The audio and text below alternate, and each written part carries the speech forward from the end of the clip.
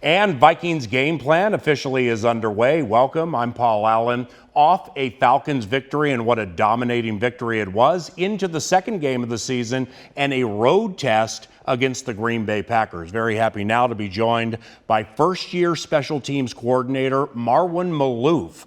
And the special teams came up big very early in the game. Congratulations on the victory. Eric Wilson's punt block. What triggered that? Well, thanks for having me. I think good timing and good anticipation by Eric and the rest of the guys, which makes it work. We practiced it quite a bit, and it just happened to be the right situation at the right time, and I think all the stars aligned. So yeah, it worked out well. So, from your vast experience of working with special teams, do you find it's easier to execute a block from the middle or from the edge?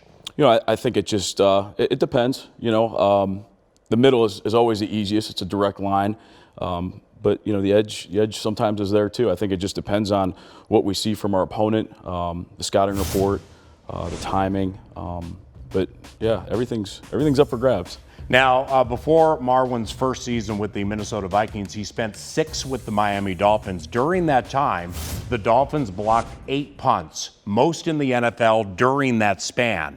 So how do you consistently pull something like that off year after year? I mean, you would figure after the first 3, 4, maybe 5, those punting would figure out, hey, these guys are pretty good at this. Yeah, I mean, I think it starts from the top. We always got the time to practice it. Coach Zimmer said he wanted to be good on special teams, and he's given us the opportunity to practice it. So I think that's first and foremost. And then, it really starts in OTAs when we're doing our pump block circuits and getting the guys used to taking the ball off the foot and getting that timing down. And just those fundamentals alone really kind of give the guys an idea of how to get to it and where to, take the ball off the foot. I mean, it sounds like an easy thing, but when there's a million things going on at the same time, there's probably been more missed block punts than actual block punts themselves. But I'm just happy with the guys and their effort. Now, certainly not speaking for the team or Coach Maalouf when it comes to long snapper, holder, kicker, punter during the preseason and or training camp. Let's just say it was a little topsy-turvy. And into the Falcons game, they settle on Air Force rookie Austin Cutting, who looks really good, Dan Bailey, veteran kicker, and this guy, Britton Colquitt, the veteran who won a Super Bowl with Kubiak in Denver. What do you like about Britton? Britton brings a certain level of professionalism and levity to the room. I think he's a really good guy, a good pro, has been doing it at a high level for a long time. Very experienced holder, very experienced punter.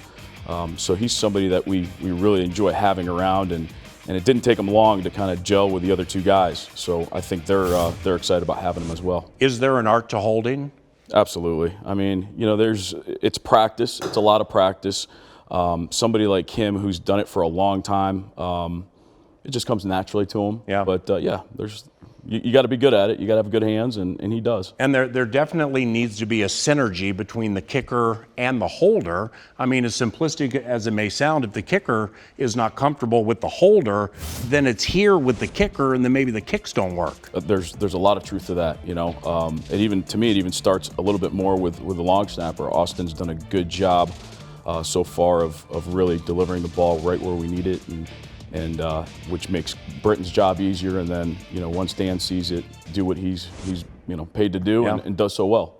Bailey went 4 for 4 on extra points. If you go back to 2015, since the extra point got moved back to the 23, I mean, he's been spectacular. So through everything this offseason, what have you learned about Dan that you really appreciate, specifically with his veteran equity? Yeah, I mean, I think he's a very calm guy. He doesn't. There aren't peaks and valleys when things aren't going the wrong way or when they're going the right way. So I think that's something that we all appreciate. You're always looking for somebody who's very even keel, but at the same time he likes to celebrate when he does a good job, and he should.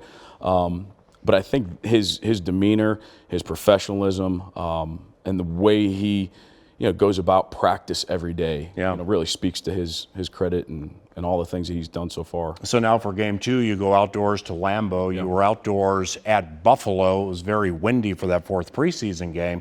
But Lambeau, with this turf, with the natural grass and outdoors and everything, any challenges, anything you discuss up to the game differently than like kicking at US Bank Stadium? Sure. I mean, you know, weather's going to be a factor. But, you know, the great thing about being where we're at in Eagan is I haven't seen any practice facility that has the wind that we do. Yeah. I mean, we have really good turf out there. You know, the grass is unbelievable, so it probably is better than most, you know, turf stadiums. But that being said, I mean, we're practicing in the elements every day. Yeah. You know, so you know, we manage to take the guys inside every now and again when we're playing at home. But I mean, the guys are really taken to being outside, and they're weather tested. You know, in those regards.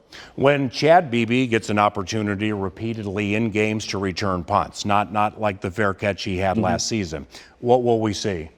You know, hopefully you'll see a productive guy who likes to get north and south right away, protects the football.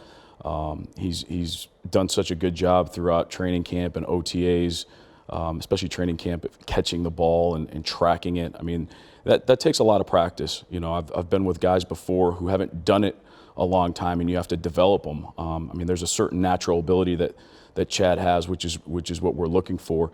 But now it's time for the next level and see if, you know, we can get him some extra yards and get it going.